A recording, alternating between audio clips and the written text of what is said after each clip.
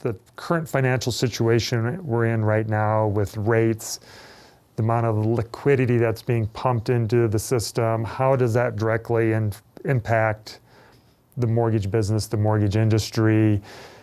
Is that good? Are we going to see expansion in the industry? Do we see a contraction? Do we see something go on with margins? Is there something that's going to change here within our industry?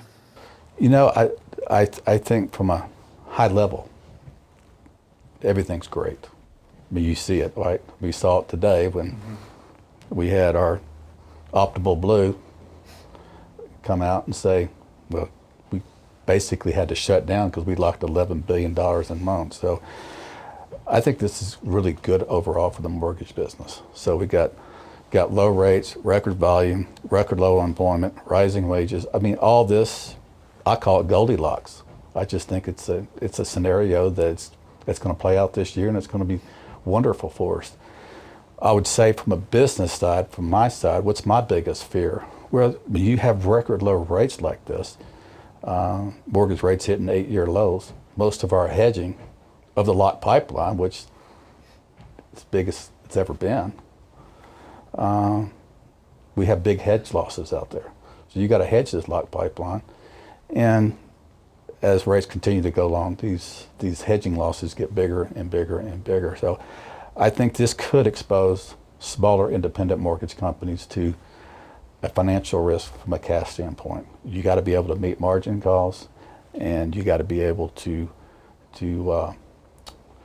hold an adequate cash position to satisfy all your investors and warehouse banks. So this could shed some light on some companies that if you're not holding enough cash, it could be an issue for you. So for us, we got a record cash position. We're very strong. So I think the stronger companies get stronger.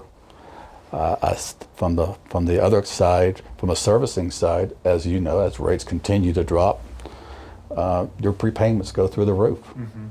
So you have to be able to withstand that hit to the financial, to the P&L. So as long as production, it's a natural hedge, right? You always say as rates go down, yeah, you got big runoff in your servicing, but production should go up. So this should be a natural hedge. And for people who are recapturing those refis coming out of the servicing portfolio, it's going to be highly impactful, and it will also shine a light on if you're weak or strong in the servicing area. So it's important to retain those borrowers as much as you can. And it's very interesting you talk about hedging because in the general public, when it comes to borrowing money, they just assume, they don't see all the stuff that goes on behind the scenes. Mm-hmm. I mean, they just think, hey, here's your rate, here's some documentation, I'm good or bad. They don't understand all the stuff that goes on behind it, especially as when we start dealing with interest rates and we deal with locks and expiration of locks and the cost that gets associated with that. That's right. And the risk on the lender side as far as, like you said, the hedging, because the market's always moving, but we're having to secure that money for a period of time. That's right. Can you just take just a quick moment and just explain that a little bit more as far as just on the hedging, as far as how a company has to protect themselves in the times with market movements like we're seeing right now? We're seeing a lot of volatility. Yeah. So how do we protect ourselves on things like that, so we make sure that we're still in business next week? Because if you hedge wrong, again, it puts you in a bad situation. Absolutely. So when a borrower comes in and you lock a rate for the borrower, I'm guaranteeing that rate. So if you lock in a 3% 30-year fixed rate mortgage, I'm guaranteeing you when that loan funds, usually within 30 to 45 days, you're going to get 3%. What I'm hedging against is if rates go up. Mm-hmm. So let's say at 3% today, 45 days from now, market moves dramatically and it goes to 4%. Right? So the market's 4% and I'm holding a 3% mortgage. Now I go sell a 3% mortgage into a 4% market. What is that loan worth? Well, it's worth significantly less. That's right. So we price every loan to make a certain margin.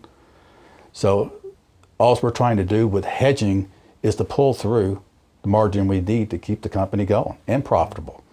So if we don't hedge, then that hedge loss in a rising rate environment eats into our margin. So what's going on today is just the opposite, right? So I'm at 3.5, 2 weeks ago, and now the market's probably 3.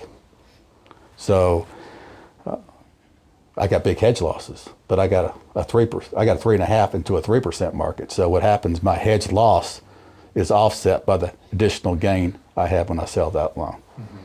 So that's pretty much how the secondary marketing aspects work.